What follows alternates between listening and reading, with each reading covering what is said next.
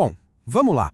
O que a gente vai analisar aqui não é só uma história antiga, não. É, na verdade, um manual, um passo a passo de como se executa uma das tomadas de poder mais ousadas que existem. Nós vamos destrinchar a estratégia, a psicologia, a precisão cirúrgica de um golpe que aconteceu bem debaixo do nariz de todo mundo. É pra gente pensar nisso não como um evento de milênios atrás, mas como um thriller político que nunca envelhece.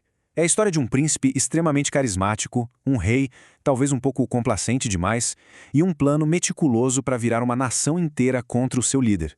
E o mais incrível, sem disparar uma única flecha. Então a primeira fase do plano de Absalão, ela não tinha nada a ver com exércitos ou armas. Tinha a ver com algo muito mais poderoso. A opinião pública. Foram 4 longos anos. Uma campanha paciente, calculada, para conquistar o coração e a lealdade do povo. E como ele fez isso? Com uma estratégia brilhante dividida em 4 partes. Primeiro, projetar poder e prestígio.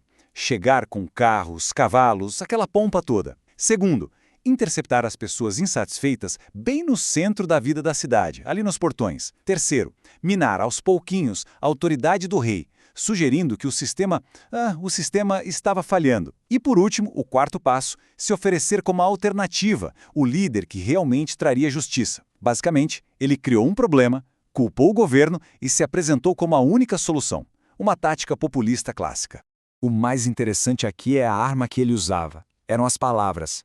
Com uma frase como essa, ele fazia 3 coisas de uma vez. Validava a queixa da pessoa, jogava a culpa na administração do rei e, claro, se colocava como um ombro amigo, um defensor. Ele não estava gritando traição, ele estava sussurrando a dúvida. E funcionou. Foi assim que ele furtava o coração dos homens de Israel.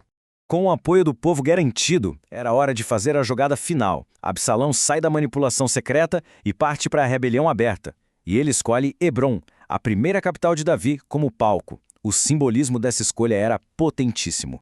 Olha só a precisão desse plano. Ele usa um voto religioso como desculpa para viajar, um pretexto que o pai dele, o rei, não teria como recusar. Enquanto isso, a rede de espiões dele já estava espalhada pelo reino inteiro, só esperando por um sinal. Uma operação clandestina super coordenada.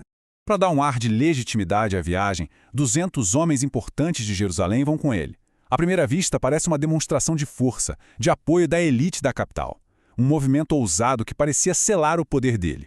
Mas aqui é que está a virada genial e, ao mesmo tempo, traiçoeira da história.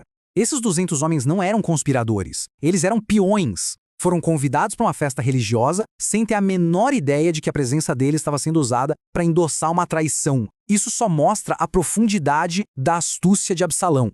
E agora, o ritmo da narrativa muda completamente. A notícia da conspiração finalmente chega ao palácio em Jerusalém. E o que vem a seguir é o caos absoluto. O plano de 4 anos de Absalão chega ao seu clímax de uma forma avassaladora. Essa é a frase que derruba o rei. Não é um relatório sobre um exército marchando, é sobre uma derrota política total. A campanha de Absalão para roubar o coração do povo tinha sido um sucesso completo. Davi não perdeu uma batalha, ele perdeu a nação. A reação de Davi é imediata e brutalmente pragmática. Sem hesitação, sem tentar reunir tropas na cidade, ele sabe que perdeu a capital. Ficar e lutar ali significaria um banho de sangue e a sua captura certa. A única opção era fugir. E com isso, o impensável acontece. O rei, aquele rei ungido, vitorioso, é forçado a abandonar a própria capital com um fugitivo. Esse é, sem dúvida, o ponto mais baixo do seu reinado. O golpe de Absalão, até aquele momento, tinha sido um sucesso perfeito. Mas é na hora mais sombria, quando a traição parece ter vencido, que aparecem aqueles momentos de lealdade profunda, inesperada. A fuga de Davi acaba se tornando um teste de caráter para todo mundo que estava ao redor dele. E o ponto crucial aqui é esse contraste. Davi, sendo realista, libera Itai, um comandante mercenário estrangeiro, do seu contrato. Ele diz basicamente vá servir ao novo rei, mas Itai se recusa. A resposta dele não tem a ver com política nem com pagamento. É sobre uma lealdade pessoal, inabalável, a Davi, o homem. É um momento de humanidade muito poderoso no meio daquele caos político todo. Isso aqui mostra de forma brilhante que a fuga de Davi não é só pânico. Mesmo em retirada, ele continua sendo um estrategista. Ele organiza seus homens, mas o mais importante, ele manda os sacerdotes de volta com a Arca da Aliança. Oficialmente, é um ato de fé, mas estrategicamente, ele acaba de posicionar seus olhos e ouvidos dentro da cidade controlada pelo inimigo. A história, então, entra em uma fase completamente nova. Davi agora passa da defesa para o ataque.